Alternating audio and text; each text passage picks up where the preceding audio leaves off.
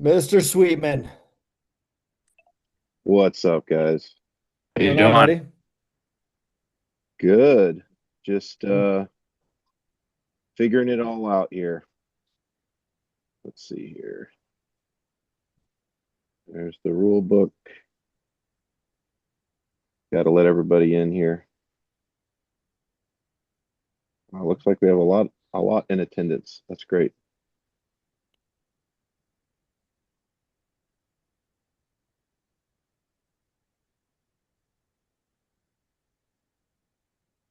Hey, Rob.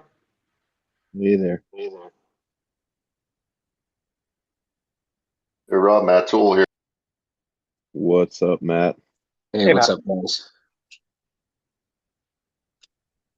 So we're just letting people in, and we're definitely going to have to be a little bit cautious on comms today because I know everybody has questions, but this is a regular Zoom call, so like everybody has authority to jump on the radio. And so I'm hesitant to even ask any questions. But before we get started, um, I just want to really appreciate you guys. And this has been such an incredible journey for me, as well as everybody that I know on this call personally. And this team, I, honestly, I don't even know how we got to where we're at right now. It was just an idea, and ideas come from visions and purpose, deep purpose. And we've been doing a lot of stuff in Ryan's name for a long time. And so here we are, you know almost a year after me and a team guy named Luke Meacham and another guy named Bruce Newsom, who's British military. We went and did this dry run out in the Colorado mountains, and I just did not know that we would get this type of response. So I couldn't be happier. I've done everything in my power to make this fun, engaging, challenging, and um, aligning with our values, like doing the right thing around every corner, because it's just so easy to sort of take shortcuts in life, I guess. So you guys know the deal. There's a lot of meaning behind this, and all of us have sort of experienced loss in one way or another. So I appreciate you guys. Um, Real quick before we jump into things, and I sort of start talking about the state of the race and where we're at. Um, I'd like to just hear a little bit. Um, I'm nervous to ask a question and see how many people step on each other, but are you guys loving this or what? Yes, Yeah, absolutely.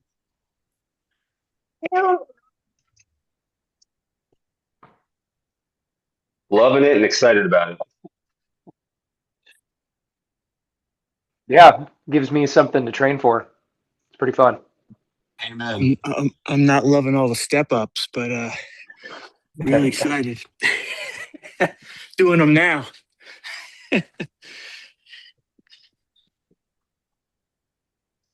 That's awesome. Well, some of you are so engaged with this race on social media, communicating with our staff that it sort of makes this a full-time job for me and for Janet and for all the other staff members that you'll meet in time. But I couldn't have asked for anything better. I mean, this has definitely consumed my life in a very positive way, but I couldn't be happier about it. And I just see the joy and the camaraderie, and yes, we will be there in Colorado in June, and yes, we will suffer, but it's not just that beautiful suffering that we're going after right now in this very moment, this entire journey from start to finish, we're bonding, right? This is the journey. We're actually in it right now. And I just think that's beautiful to take a step back and kind of appreciate. It's like, yeah, you're right. Like when I'm training for a jiu-jitsu tournament or an adventure race, really haven't done a lot of adventure racing or any of these type of events, like now I have a goal. And I think that's something that we can Mhm. all agree on is that it's a little easier to get up in the morning and train when we have something that we know we need to train for, right? Just makes it a lot easier. Um, so I want to give a lot of thank you to the donors that have stepped up because we had this incredible idea, and we wouldn't be able to do this at all with a lot of the logistics and cost and a bunch of the stuff that we're doing right now. And I hope that next year we can do even better, but we absolutely would not be able to do it without Tom Slade. He's on the call now, and Liz Slade Foreman, who's their kin, and they're running a company called Zwei, and they have just an incredible piece of equipment that it's almost so simple that you're like, yeah, of course that would work. But they're the first ones to put it into engineering and design it and help people get sleep. And coming from a sleep nonprofit and the sleep background and the whole sleep thing with Ryan Larkin, like, what a perfect partner, right? Tom, did you want to say anything? Yes. Well, first off, let me state this from a just an observer perspective. This is one of the coolest things I've ever seen. So it's the race that you've put together, and then the booklet that you've sent out. This is like epically cool. And so I've talked to you before about some of the racing that we do. We do long distance ocean racing on sailboats, and your endorphins just get going in a way that you almost can't describe it. And if you're out, it's blowing 30, you've got your spinnaker up and you're running downwind over 20 knots. It's just something that makes life so real and so valuable. And the teammates that you've got on the boat with you they're your brothers for life. So this race, this being done with all respect for Ryan and his family and the issues that he suffered is adds way more meaning to just a bunch of guys getting together and racing against each other, whether it's in cars or boats or up and down mountains. So I think that this event is super special, and it should be done well this year. And there'll be things that happen where we say, okay, it could have been done a little bit differently. Maybe next time we'll try this little thing because it might make it better. But this year can be an epic success because of all the people that come together to compete, and also the people that come together to lend support. And so I just see this as an outstanding example of people getting together to support something that's very important and putting strain into it and feeling pain associated with getting the thing done. And look, there's nothing better than a fully formed male competing against his peers in something that's really hard. I mean, it's outstanding. So I'm super happy to be supporting you guys and supporting this event, and we need to do everything we can as a group to make this thing work well this year, and then we need to do it again next year. Maybe a different track, maybe the same track, but this thing needs to be something that can go on year after year after year. And because the problems with sleep insufficiency, they're not going away. Now we can beat that problem into a smaller problem, but the visibility of this event will be really important for these kind of questions. And I'm going to add one last thing and then let somebody else talk. this interaction that has been built into uh, placing odds on the teams and basically supporting these teams economically as they're racing. This is ingenious, and it's going to be something that people across the country are going to just have a blast doing when they're supporting these various teams.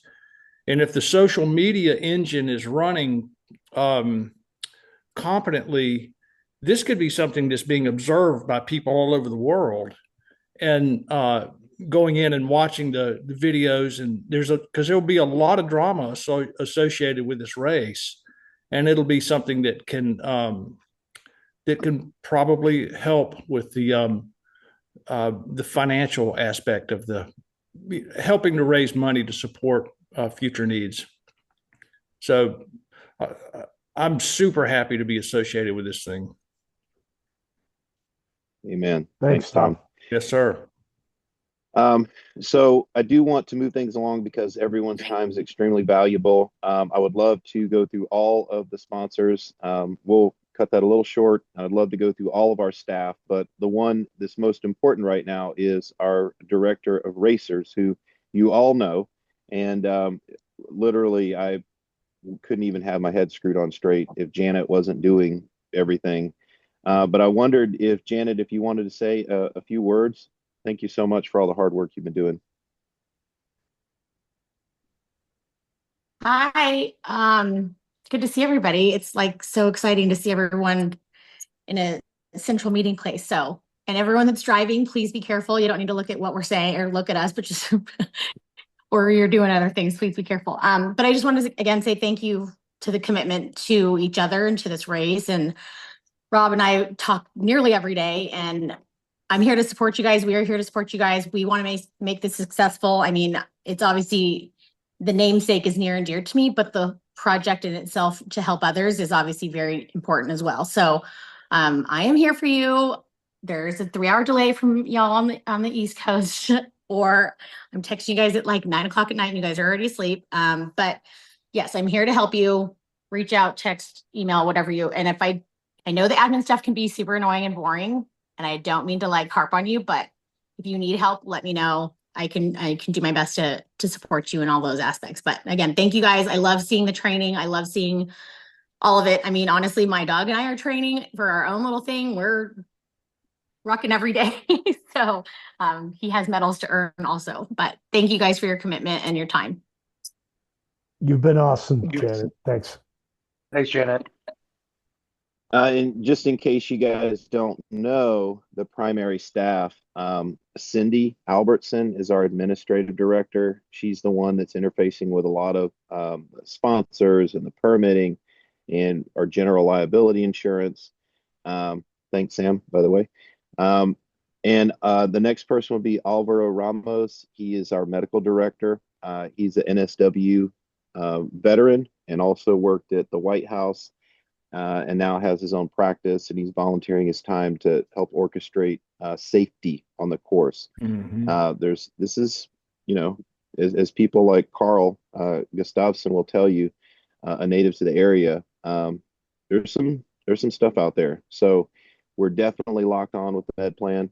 Kevin Considine, like, he's getting married right now. He's about to go on his honeymoon. So he can't be here right now, but right up until the minute he's getting married, he's been working his butt off behind the scenes like you guys wouldn't believe. How amazing is that website? He created that. And there's lots more that he's created, and he's been working night and day for months now. You guys will see. It's not going to be perfect, but we're going to do our best. And there's elements of this that just don't exist anywhere else in any other race. It's truly incredible. Teresa Carpenter. I don't think she can be here today, but she is our director of volunteers. You're going to see her running around with, 80 people trying to herd cats and make sure that food and logistics and everything's taken care of. She's retired commander, U.S. Navy. And then Tim Vienard is Cindy Albertson's brother, actually, but he's a chef and he's done a lot of barbecue and backyard cooking and stuff. He's going to be managing all of our food. And so that's the core team. If you haven't heard them before, now you've heard them. And those folks are working their tail off. Like, Literally, I'm just a talking head. And these people are the core mechanics of making all of this stuff work. So my hats are off to them. So let's dig in here really quick because everyone's time is extremely valuable. Um, see if I can share screen here.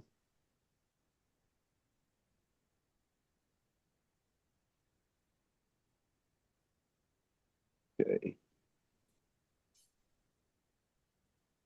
All right. Can I just get a thumbs up? You guys can see that? Zoom is wonky sometimes. Okay, we're good to go.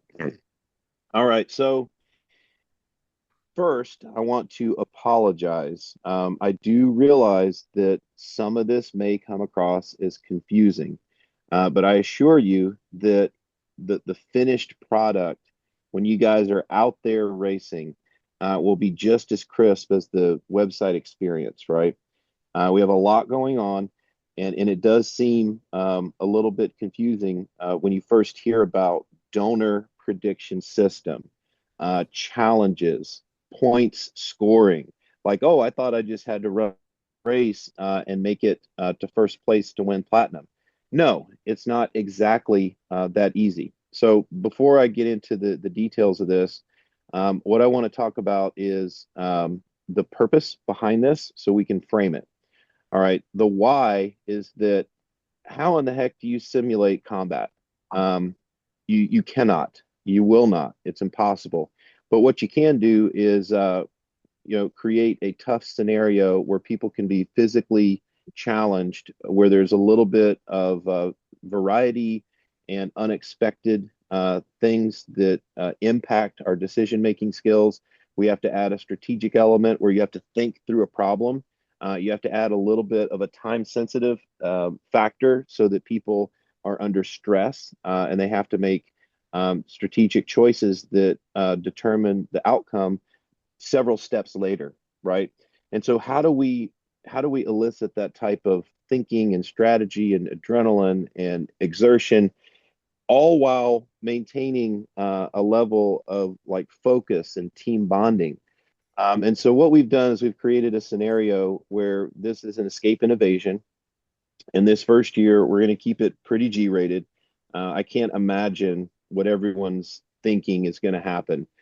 Just know that I don't have that much power to make this probably as good as some of your dreams are right now, but I'm going to do my best to make this fun. So we're going to start out in a scenario, and we're going to sort of role play this scenario where you guys are going to land at my property out in Colorado, and you're in a foreign country on a foreign mission to go take out a bad guy. And unfortunately, the mission is botched, and you need to get out of there. And so now this is what we call an escape and evasion for those that were not in the military. And so from this point, I'll tell everyone that the initial portion will be on BLM land, right? It's not that bad, but it is rugged, and you're going to have to be able to navigate things like sagebrush and cactus and rocks and a little bit of uphill and downhill, and you'll have to move about smartly, right? You may want to look at a map. We're gonna help provide everything. And by the way, technology is more than welcome. We will stop every night. We will rest every night. We will pause. We will recharge. We'll have battery stations if you have devices that you want to use.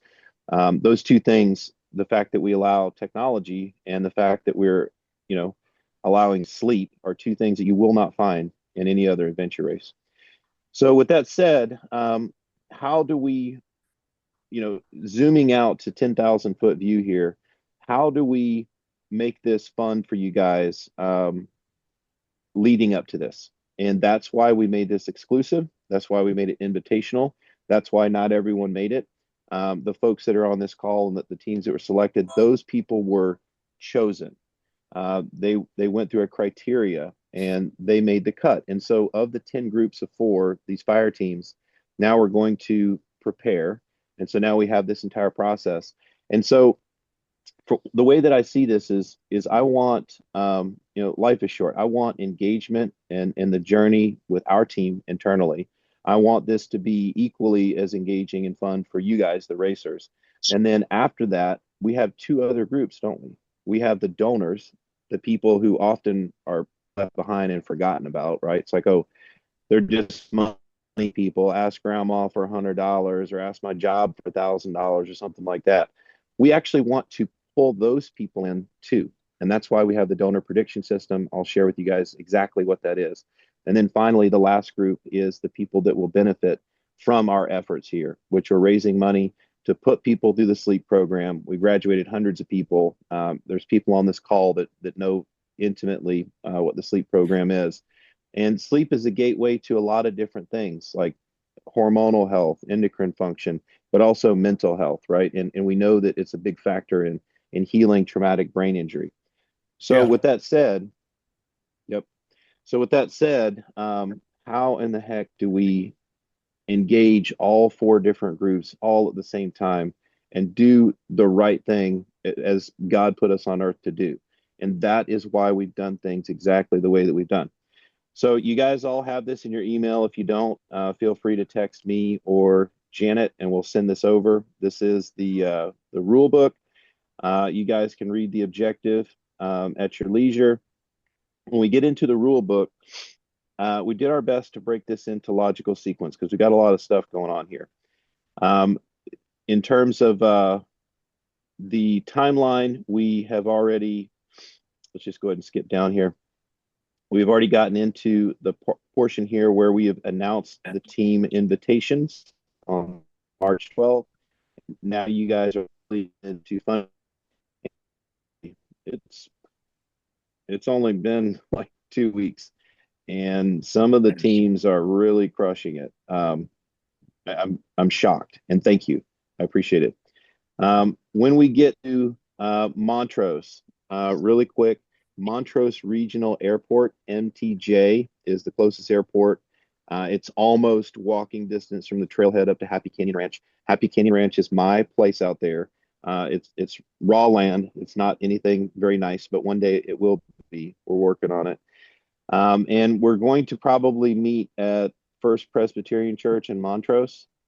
We have to secure that and get that confirmation from them. So I'm working on that. But most likely it'll be at one of the local churches where we'll do registration. People will come in from 12 to 6:30, 18:30. It's very important that you guys show up on the 11th because we need to get you registered. We need to do a gear issue, and we need to make sure everybody's locked on, healthy, and ready to go. If you want to come into the region earlier, I think that's a good idea. For example, I remember one time my buddy was training jiu-jitsu in San Diego, and he went to a jiu-jitsu tournament down in Mexico City. And if you guys been to Mexico City, it's at elevation, right? And I'm sure you guys know what I'm about to say. He did not do so well. When we did the dry run, I was coming from San Diego to Montrose, which is 6,000 feet. And we went and did the dry run into Telluride at 9,000 feet. We peaked out at something like 12,000 or something. And I can tell you that your body does not function the same way at altitude, especially when you've been training at sea level or a lower altitude. So think about that. It might be advisable to come out a little bit early. There's definitely an advantage to people who are in a higher elevation. So just think about that. You can also do high altitude training in an altitude chamber, as well as there's some little widgets out there, the mask and stuff that kind of simulate, like less oxygen pushing your body and your blood. Okay, so getting into the meat and potatoes here, race day is June 12th. Now, I'm going to have everybody after registration jump on a shuttle and come up to the ranch. There's a lot of questions on how do we sleep. Well, you're going to bring your own sleep system. You can do an individual sleep system, or you can do a team sleep system. I know some of you are going to be cuddling up very closely to save weight. It's totally your choice. There's a comfort aspect to it, and then there's a reasonability aspect to it. You can theoretically walk this course and finish. You've got plenty of time each day. You're going to have time to recover and stretch yourself out. We'll try to have some rollers and stuff out there for muscle recovery. and do this smartly. But if you're going to attempt the platinum, as you guys have seen in some of the scenarios, which have evolved a little bit, if you noticed, if you read both the version 2 and this version 3 I released today, um, you probably are going to want to have a blend of speed and challenge completion.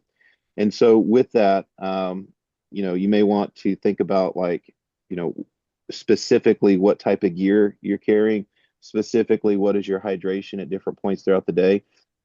We're going to be providing breakfast and dinner, and then we'll provide snacks. Bravin Bar is one of the sponsors, and um, they're pretty good. I've been eating their nutrition sports bar or whatever. It's pretty good. It's definitely geared more towards a high level of activity. And so I think it'll fit in really well. We're working on getting them to send everyone to your house some samples so you can try them out, because we don't want you necessarily trying something brand new on race day. So with that said, if you want to bring specific nutrition, if you're a gel guy or a power bar guy or Cliff Bar, whatever, that's on you, right? So think about that. Like, what are you going to stuff in your sack to keep your fuel going? If there's something specific that you prefer, but we'll provide breakfast and dinner. Obviously, breakfast, we're out the door, and you may not want to just slam yourself full of a ton of food. So we're going to try to make it light and healthy, and also have some grab and go kind of options to fuel you for the next couple of hours, like in your pocket, something like that. And then at nighttime, we expect that people might eat a little bit heavier so that they can just catch up on calories and then go pass out. So day one through all the way to the finish, we're going to have kind of a late start compared to the other days. We're going to provide that breakfast at 6 a.m. But this point right here, 7:30, is critical. We have Donovan Chapman. I forgot to put him on the schedule here, but Donovan Chapman is a country singer. He's out there on tour with another country group that you guys know, and he's doing the whole thing. You know what I mean? Like Nashville and touring, and it's really cool to watch. If you haven't heard him, look him up, Donovan Chapman. He's got a song called Brotherhood that he wants to share with us. So we'll do the Brotherhood, we'll do the national anthem. We will go through a series of thank yous to the sponsors and to the staff. And I'm highlighting this because I'm going to tell you guys something that's pretty important. After we get into Dan Weaver, who's going to talk about Operation Red Wings, and spinning up for a rescue mission on an escape and evasion type of scenario.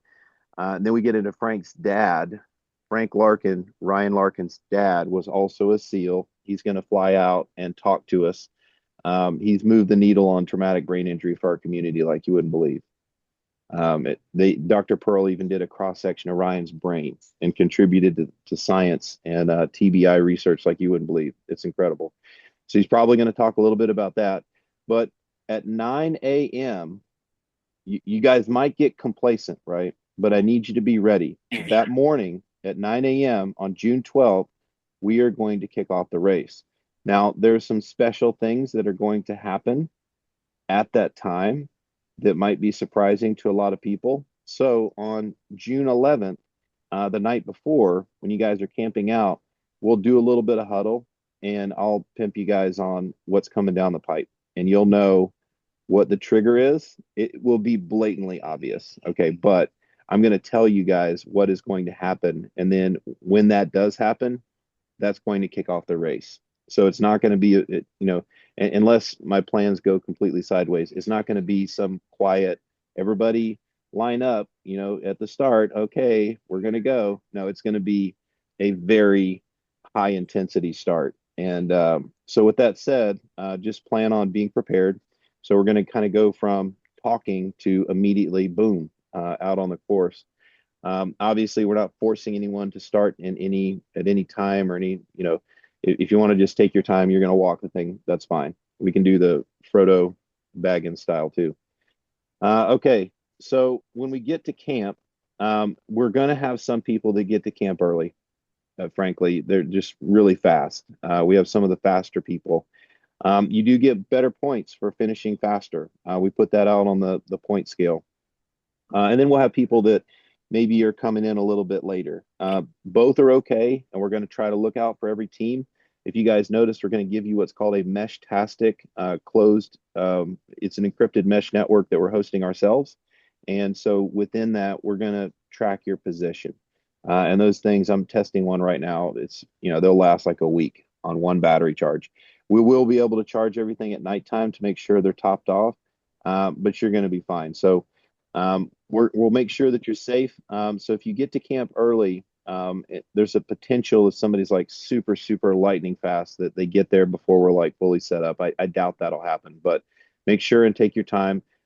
90% chance we will have somebody there by like lunchtime and taking time for everybody as they come in.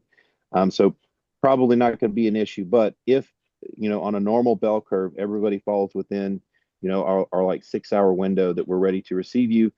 You just get there and chill out. You're going to break out your tent. You're going to set up camp.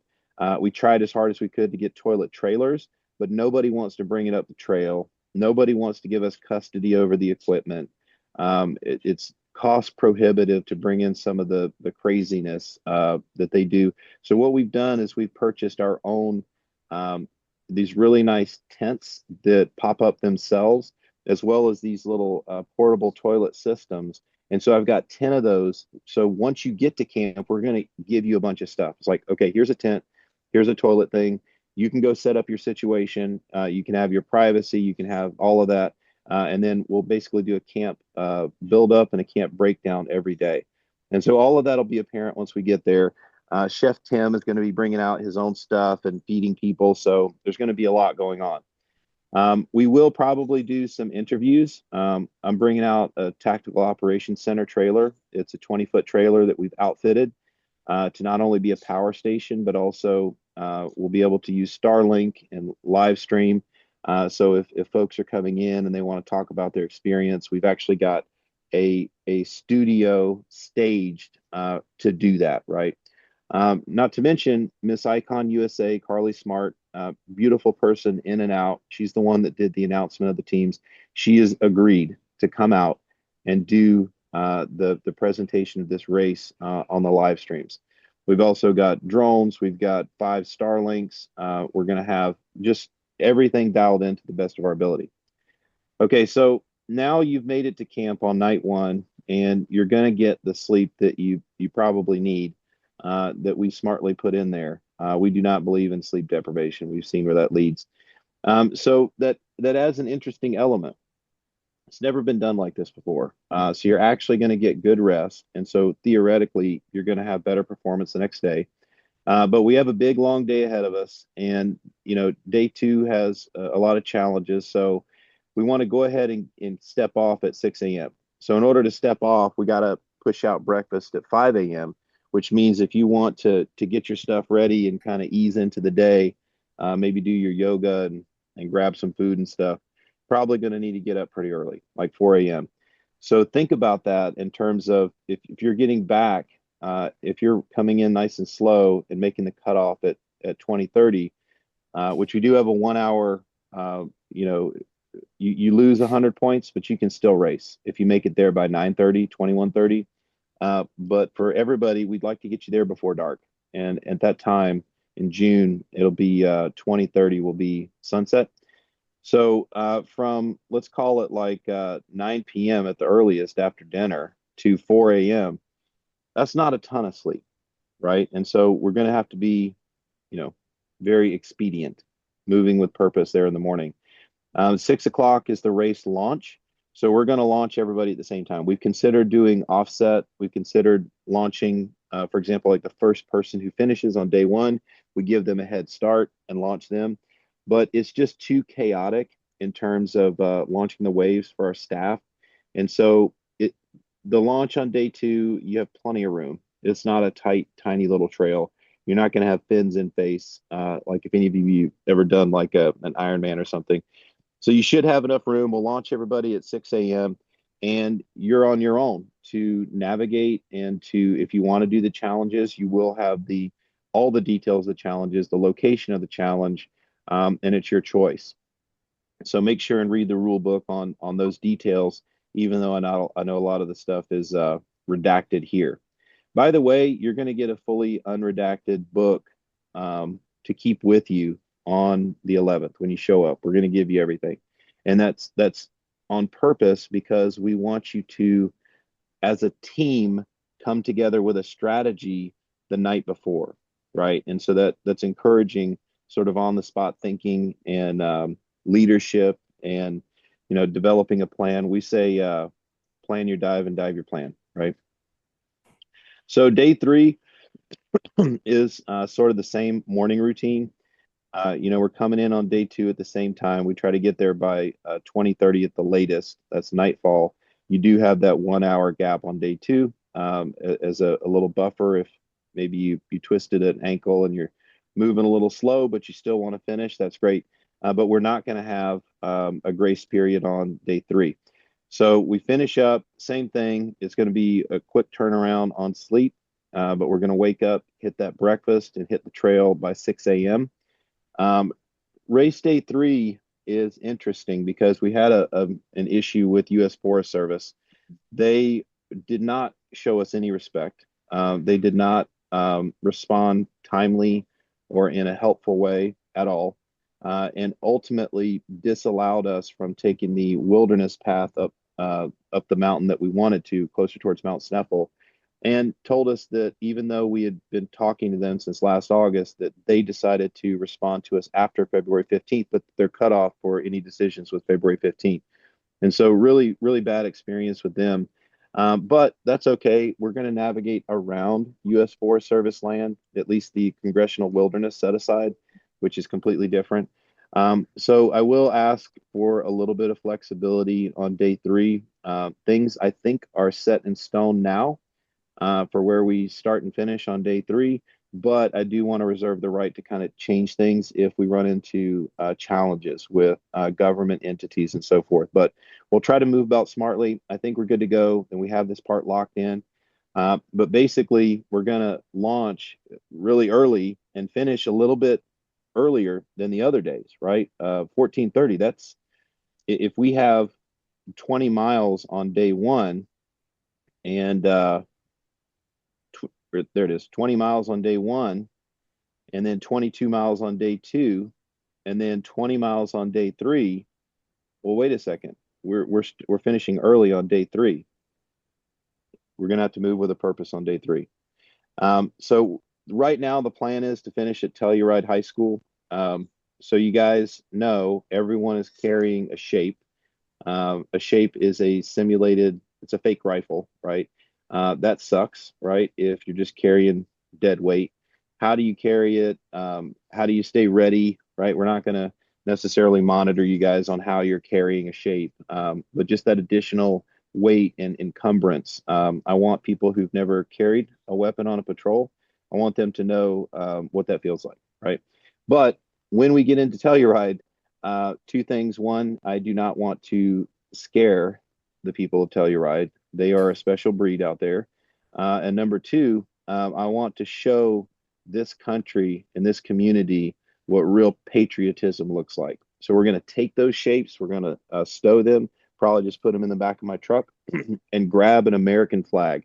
I've got American flags set up for everybody, and we're going to carry those American flags on the last leg into the town of Telluride. It's going to be beautiful. So the fire teams of 4 are going to be rushing in with the American flag. Talk about a photographic moment. And I just could not be more honored to show how much pride we have for our country and what those red, white, and blue colors mean. So after we finish up, you're good. No more running. But you're not done if you want to participate in the after party. So we're going to figure out showers. I got a meeting with Telluride High School. Hopefully we'll be able to just run you guys through the showers there. So you need a change of clothes. We're giving you guys a little swag bag. So you should be able to stage some stuff in that. It may not carry enough. So if you guys bring bags or stuff like that, we're going to have a box truck. So at the beginning, if you want to bring all your stuff for Sunday night and put it into a bag, I don't think we're going to be able to pull off like the big duffel bags this year. If we can, I'll let you know. But for now, you bring your stuff, you throw it in the box truck, and then you can grab it again later in Telluride. So with that said, if you guys just want a quick change of clothes, no problem. If you want to dress up for the costume contest, we are going to have a costume party. I always dress up at the costume party, so just forewarning. I have zero inhibitions when it comes to costumes. So I will be dressing up. If you guys want to have fun with me and do that, you can. If that's not your thing, totally fine. Doesn't matter to me. But we'll have an after party at a place who graciously accepted us. We just signed the contract called AHA Art Studios, which is fun just in itself, an art studio in Telluride.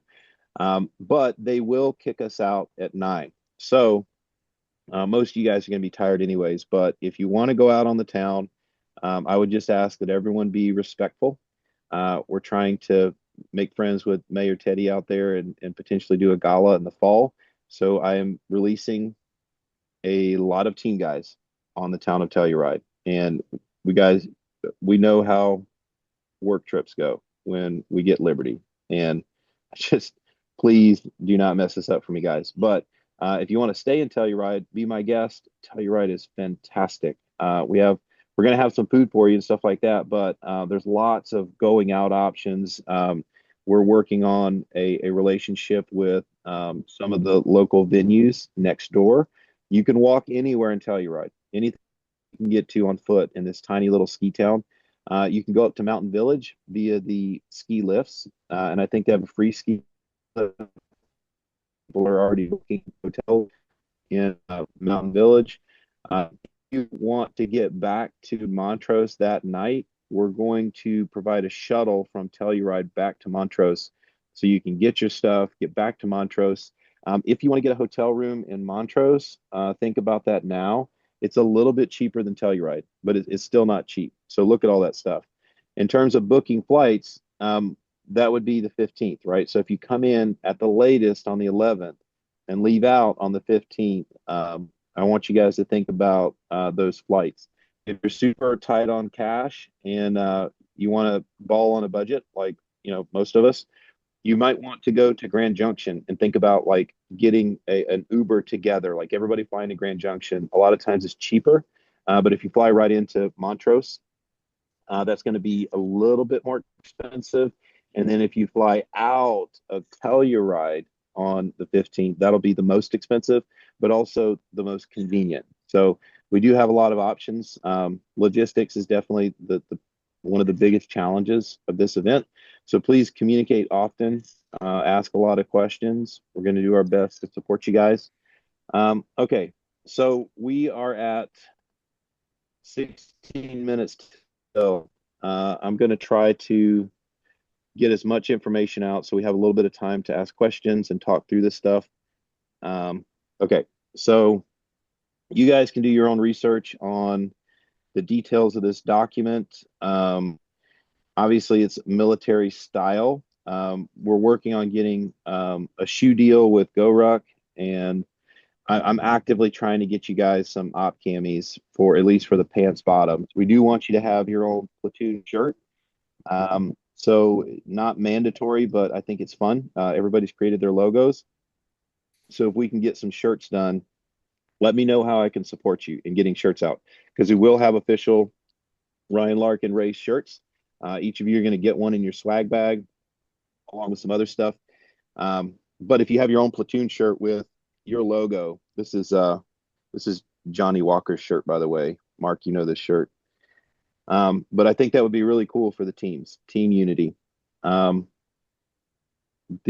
rule book, the Mesh-tastic GPS tracker, the shape, check, all that stuff will be given out. As you guys can see, here is the point system.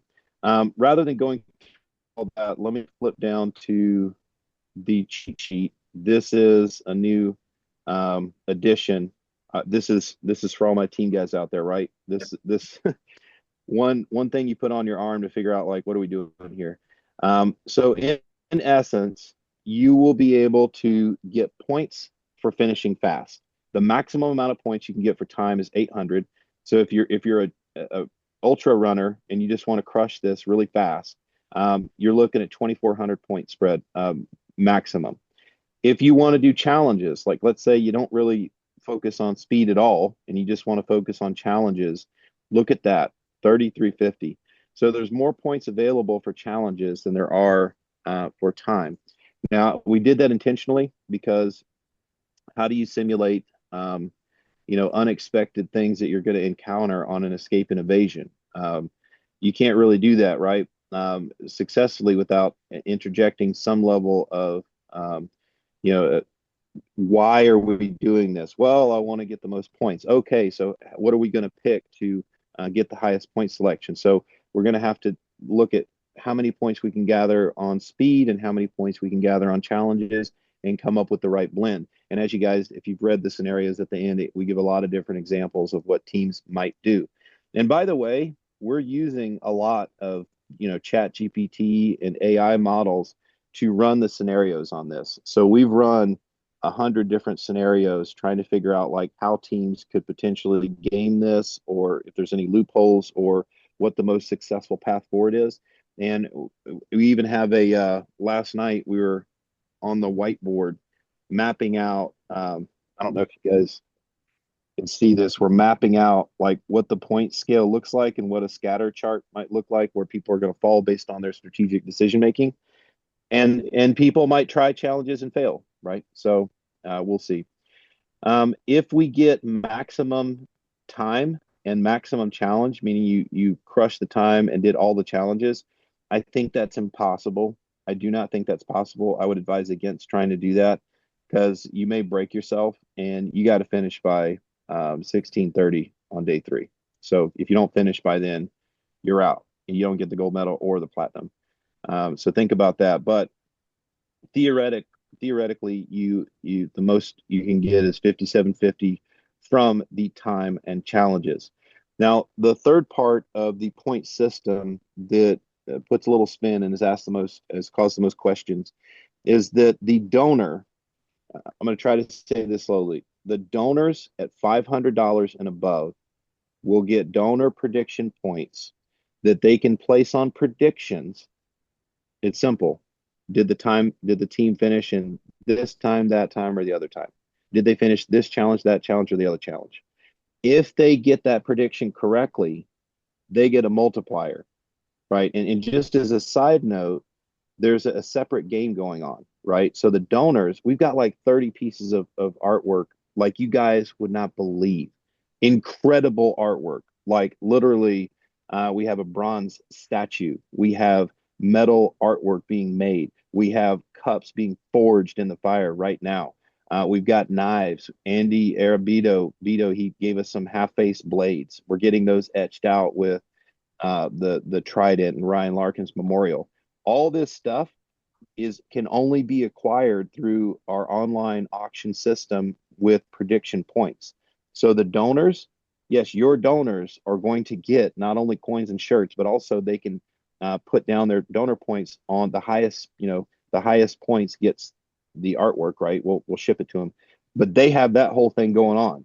So it's in their best interest to participate. Remember, we want engagement and get the maximum amount of points. So if they put a prediction point, however much they want from however many prediction points they have, it's based on what their donation is. They put those points down on a prediction. Like we think, Team Look for Work is going to finish in the top tier and get 800 points, right? They get a multiplier on their points. And they want to do that because the more points they have, the more points they can put towards those incredible pieces of artwork. And all of this system is built into the website, and Kevin Constantine's got it dialed in, right? We're still tweaking it. But one other element of this that I have to be absolutely clear on, as the donors are playing their game and predicting what will happen, those winnings, 1% of their winnings get kicked back to your points. So 1% of what they get for a correct prediction gets kicked back to your points as a team. Now, I'll tell you that we've run the numbers a lot on this, and we do not want sort of rich people to win the race. That's not going to happen. Your physical prowess and your ability to competitively navigate this course is paramount, and that will be front and center and primary. As you see in these scenarios, the donors can't just buy a win, right? It'll be capped out at 1/6 ratio, so about 15% maximum. But you may not even reach that 15% point maximum, right? So let's say you get 1,000 points, 15% of that would be 150. So it's definitely a tiebreaker. It's definitely a plus up. We've made it to where it sweetens the pot enough to where it is worthwhile for you to engage with your donors and to encourage them to engage on the website and so forth, but not so much to where if one team doesn't have as many donors or as much donor engagement that they don't have a chance to win. That's not true. So 1% of what the donor predictions are getting correctly, if they get the prediction wrong, it's a goose egg. They lose those points. If they get it right, they get a multiplier. Now, how much of a multiplier? Well, that's based on the weighted factor, right? Like how likely is it that this team is going to be able to do this? They can spread out their prediction points across multiple predictions and hopefully get one of them. They can do whatever they want. There are lots of limitations. No matter how much a donor donates, they can have no more than 20,000 donor points. We don't need to go into the point scale for them right now, but they cannot place more than 2,000 points on an individual prediction. They cannot place predictions after we start the race. So there's only 3 rounds, day 1, day 2, day 3. So there's lots of safeguards so that this can't be gamed and you can't somehow, change the entire, course of this race by throwing down a bunch of money on one good prediction. So there are guardrails, but it is spicy enough to make it really fun for the donors. And so now we've got people remotely from their computers who love you and support you, watching the race, engaging at a level we've never seen before, and actively participating in a way that influences in a minor way the outcome of the race. So I know all of that may come across as a little bit confusing, but in the scenarios, we talk about your time points, how many challenge points you get, your base score, and then what a potential donor impact could look like, and then how we're capping off that potential. That's not a good example right there. How we're capping off that potential contribution from the donor, and then what the final applied donor points looks like and what that looks like as a final score. So we're going to continue to talk about this, guys. I know that we're going to have lots and lots of questions on this, but I created this cheat sheet for you guys to kind of capture like the big picture of like, okay, how do we want to approach this race in order to win that platinum? So we have 6 minutes left. I know that's not a ton of time for questions. Let me stop the share. We can come back to it if we need to. Can you guys ask questions in the chat, and then I can call upon you if I need further clarification. So at this time, I'd like to answer some questions. Janet, happy to help. Alex, that's a good bet.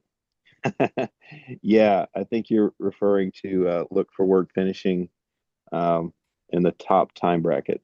That's great. All right, so if anybody has any questions, please put them in the chat. Zorsi says, will you provide a sling for the shape? I owe you that answer. You're not the first person to ask that. Perfect question. I don't know what we're going to do on slings because I don't have the shapes yet. It depends on the shapes. If we get really nice shapes with the sling assembly, then we'll be able to use professional slings, and I'll put that out. You guys can bring your own sling equipment or a single point to connect your sling to. If we're only able to get some jank shapes, size and weight, then what we may have to do is bring out a roll of tubular nylon. And you guys know the deal. Just throw a waterman's knot on there and just wrap it around the bulk of the shape, and then just sling it and carry it. If you guys want to do sling retention, a lot of times what we'll do in the teams is build some type of retention with bungee, and sort of we have our weapon slung and we put it on our back and bungee it around so it's nice and tight, so you can move very quickly without it banging around too much. But it is a factor.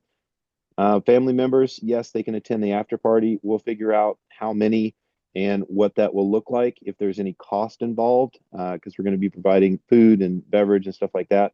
So I'll get back to you on that. Sam, great question. Short answer, yes. Everybody's welcome. John says aid stations each day, water refillable. Yes, great question. Sorry I didn't go over that. There'll be a minimum of 2 aid stations. We will have Starlink if you want to check in with family and friends. We're going to do probably live streams of the challenges and so forth, but we'll have water, we'll have electrolytes. We'll probably do water, 50% electrolyte blend, and then 100% electrolyte blend. I think that's the best choice so people can choose what type of refill they want. So when you guys are thinking about your packs, you're carrying your sleep system, your water system, and your nutrition. That's it. That's really not that much weight. And the fact that you can refill water at aid stations approximately, let's say if it's a 20-mile race and we have 2 aid stations minimum, that's every 10 miles. So you're really only carrying water for 10 miles. Obviously, I would plan to have enough water for the full 20 miles for the day. But then when you get to camp, you can refill water again. So you're not carrying 3 days of water, if that makes sense. Okay, aid stations, okay, check. Are shorts permitted for the race? No, I don't think shorts are a good idea. I think we need military uniform. So that would be long pants. And, there's going to be points where you don't necessarily need long pants, but that's just not how we roll in the military, right? You want good ankle and leg protection. I'm not saying the guys haven't gone out on ops with shorts on, but we're going to do long pants to protect you from the shrubs and the cactus, and I would recommend boots, but you can get away with like I did the dry run in the Ultra Lone Peak 6 or 9 or something like that. So you can totally do it with trail runners or something like that. Just try to get military colors. Stay on trails. No, you don't need bushwhacking. You will have to navigate some parts of BLM, but the BLM is not bushwhacking level of thickness. You can just walk around a cactus or a bush. We have pinyon pines, and I'll tell you guys, I failed to mention this, but leave no trace. We want to leave absolutely no trace of dirt and trash and anything on the land. Moreover, these pinyon pines are 400 to 800 years, not the pinyon pines, the junipers are 400 to 800 years old. The pinyon pines can be 70 years old, 80 years old, something like that. These are incredibly old trees. This is ancient forest land from the Ute Indian Nation, and we please be respectful. Don't destroy anything that doesn't need to be destroyed. But you can carry guns and knives if you want. Beto is doing a discount for half-face blades, so we're going to continue to push discounts for you guys. Guys, their blades are badass, right? So if you want to get a blade for the hiking trip, if you want to carry your own firearm, totally authorized. You don't need a permit. I carry around a 45 in Starbucks in Montrose down there. You're good to go. We will be cautious when we get into town in Telluride when we do that. So I'll make sure and have a Pelican case if we want to stow some live weapons before we go into a facility that serves alcohol, something like that. So we'll have all that squared away. More questions. Interested volunteering? Yes, please contact Teresa Carpenter. You can register as a volunteer on the website. Do so ASAP. Yes, you can have Teresa's email. Just ping us, Sam. Creeks to filter water. Yes, there will be creeks, but I can't guarantee. We're doing it in June versus the dry run in July. And we're at the top of the hour. If anybody needs to drop off, I'm going to continue talking and answering questions for the recording, but don't feel like you need to be here any longer. But if you want to stay, I'm going to stay on. Creeks to filter water. I can't guarantee because we did the dry run in July, and I'm going to come back in a couple months and try to do another dry run. But when we went out there a month ago, I mean, it's frozen. It's a frozen Arctic. Like we couldn't even. We got one of the vehicles stuck in the snow. The snow was so much. We did go when Colorado got hit with that crazy storm because it had been pretty much low snowfall all year until that point. But we have to wait on the snow to melt. And so the strategy is to do mid-June so that we have enough water flow so you can do filtration in the streams, because that's a beautiful part of being in the backcountry. But we can't guarantee that it still won't be frozen over and trickling. And then, of course, make sure if you guys are filtering, doing any water procurement, that you have adequate filters. We don't want anybody with Giardia or some type of sickness. Is there fresh water to refill? Yes. Military style clothing, OD, tan, coyote pants, good to go. Shirts can be like white, it's fine, but the more military, the better. What we don't want is like neon colored, like a lot of the ultra races and stuff have very bright colored stuff that will get you shot, right? That's like a flag, like, hey, look at me, I'm an American, come over here and shoot me. So we want like camouflage and OD, like subdued colors. I know some of you hunters out there have some really incredible patterns. Feel free to use those, but just move about smartly, guys. We want to look like a proper military unit. You don't have to match. You can go to the Army Navy store and get very inexpensive stuff that'll work just fine. OCP multicam is fine. Love multicam. Dry bags recommended in case of rain. That's your choice, Chris. Watch the weather, right? Are there MGRS maps or topo maps? Yeah, we'll provide a basic map for you, and then if you guys want to download mapping systems on your phone, you can. If you want to carry a solar panel on your battery pack, those are available, or an physical like battery recharger, keep your phone going. That's fine. In terms of cellular coverage, about 50% of the course will have cellular coverage, and then we're going to have Starlinks at every checkpoint aid station.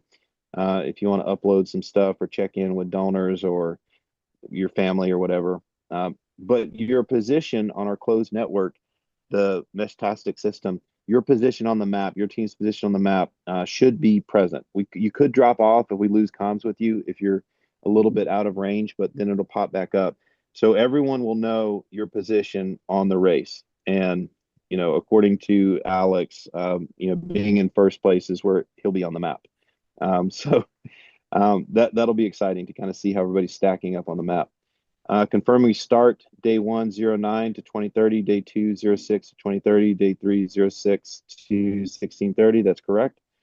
Love Beto. Yep, he's awesome. He's in Africa right now doing some documentary on animals and stuff. Any scrambling, need of rope harness, river crossings? Maybe next year, Damien. Maybe next year. We had a rappelling and climbing element to this, but it got Canex, so we're going to push that till next year. So basically, you're just hiking, guys. You're just walking. No needs for any ropes. Micro spikes, that's your choice. I don't think that we're going to have any ice or high elevation rock, scrambling that would require spikes. Guys, this course, I think, is a lot more G-rated than you're thinking. The altitude is your biggest threat, right? Make sure that your cardiovascular fitness is good. Make sure that you're hydrated before you get up there. If you're going to shotgun this and come to altitude quickly, make sure you're hydrated. Don't even think about showing up and having a beer the night before. It'll get you. Okay. Can we get in an in-brief slide similar to Nylon warfare, snakes, bugs, animals? Yep, we got all that, Matt. Our medical director was NSW. I forget what they call him, but he was the doc over there, right? So he knows the deal. We already have an MCO for Life Flight. All the local airports will give a med brief to everyone, even though our staff has it covered. And we'll make sure that you guys are prepared before you leave. And if I'll have a little printout for everything. We're going to give you guys materials. So when you step off, you're going to have everything you need in case of everything goes sideways in real life. The meth heads and illegals don't hang out in the mountains. It's not like Nylon. It's a little bit cold and a little bit rugged. We did have one meth head house. Some rich kid, his parents left a house, and he lived in the house for years and just had parties and pulled out the copper, and it got kind of weird. But we ran him off.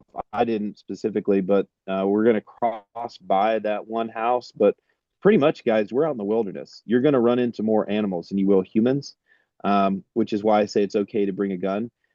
When we run in packs like this, you're going to run off the elk or moose or bear or mountain lion. We're just too noisy, and it's just not an easy target for them to stalk. And then when we get to camp, I mean, it's just a bunch of us. Like I don't think that the risk of the wildlife is big, but we do have, snakes might be crawling out of hibernation at that point. There's lots of things to get stuck on. But yeah, not a lot of meth heads. Meth heads are in Clifton.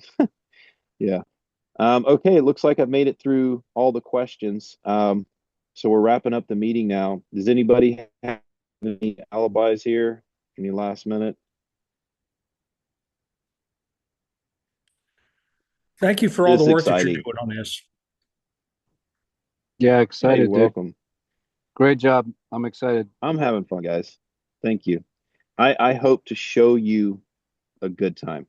I hope that, some of you might end up hating each other, but I hope that you end up becoming best friends.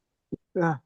your teens, and that this is a shared suffering that creates long-term bonding. You know what I mean? So, Yeah, bro, I'm on all board. right. Yeah, thanks, Team Rliar. You guys are crushing it, doing a great job. Thank you. Appreciate that, Sam. And Sam he runs his own very high altitude Ironman close to Leadville there. He's an insane competitor. You guys watch out for him, but he's been very, very helpful in helping me understand how the heck do you run a race? I've never run a race before, right? We're just going to do it live. So, Greg, right? Sometimes you just have to do it live. What else we got, guys? If that's it, I will post this recording on YouTube. Thank you so much for your time and your attention. And I'll see you at the next meeting. All right. All right. Thank you. See you Thanks. guys. See you.